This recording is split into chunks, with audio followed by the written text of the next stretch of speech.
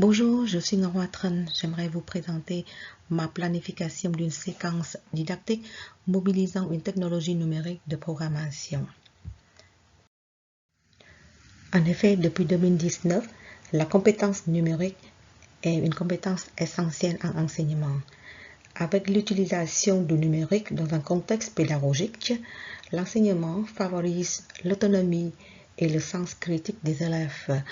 L'utilisation de la compétence numérique favorise aussi la participation et l'engagement des élèves. On peut voir très bien une transformation de l'engagement des élèves dans l'apprentissage. Ça commence avec une consommation passive.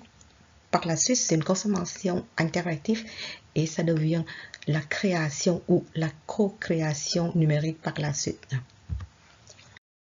Pour mon travail, c'est une séquence didactique qui utilise pour que l'enseigné de sciences au secondaire 1 et surtout pour les élèves en adaptation scolaire.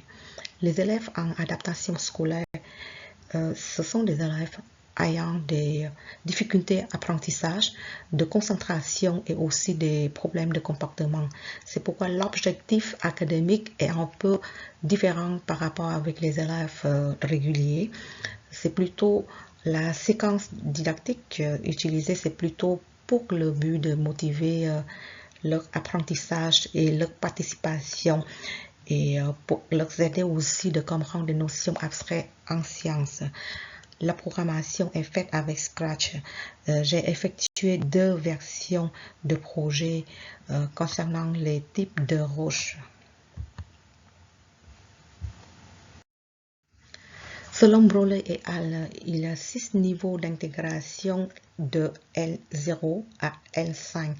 Mais pour mon travail, je cite plutôt le niveau L3, c'est-à-dire que après la séquence, les élèves ont la capacité de modifier le code en ajoutant ou en modifiant les informations.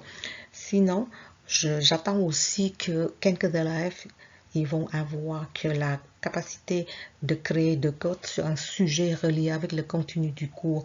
Par exemple, actuellement, on est en univers espace de secondaire 1, donc les élèves peuvent aller coder pour le système solaire ou des phénomènes naturels.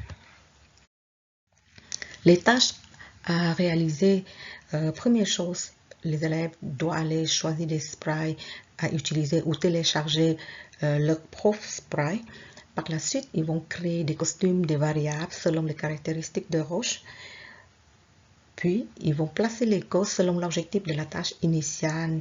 Il peut commencer de façon facile et compliquer les tâches par la suite. Et à la fin, ils vont tester le fonctionnement de code utilisé et modifié au besoin. Pendant tout le travail, ils peuvent ajouter des animations, le son, le couleur, le costume pour chaque changement de question ou pour la rétroaction. Pour le travail, les élèves peuvent utiliser les raisonnements. Ce sont des résolutions scientifiques, c'est-à-dire qu'ils doivent associer chaque type de roche avec les images ou leurs caractéristiques. Ils doivent aussi utiliser les résolutions algorithmiques, c'est-à-dire la manière dont un problème est résolu étape par étape, c'est-à-dire qu'une suite d'instructions précises que l'ordinateur peut exécuter. C'est-à-dire qu'il doit utiliser les raisonnements itératifs, les raisonnements conditionnels ou les raisonnements par la rétroaction par des mauvaises réponses.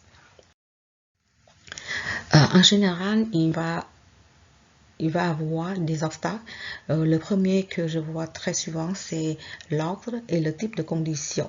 Est-ce qu'on va choisir la condition si, alors ou sinon? Et par la suite, c'est l'usage et la fréquence de l'insertion de boucles. Est-ce qu'on va insérer de boucles dans un autre boucle? Régler le problème, il y a des pistes d'intervention.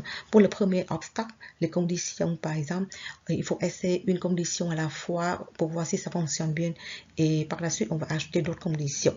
Et il faut demander est-ce que c'est nécessaire d'utiliser ces conditions. Pour le deuxième obstacle, les boucles, il faut demander est-ce qu'on peut vraiment insérer ou on va trouver d'autres alternatives divisées en 2 blocs. Il faut tout en tester une modification à la fois.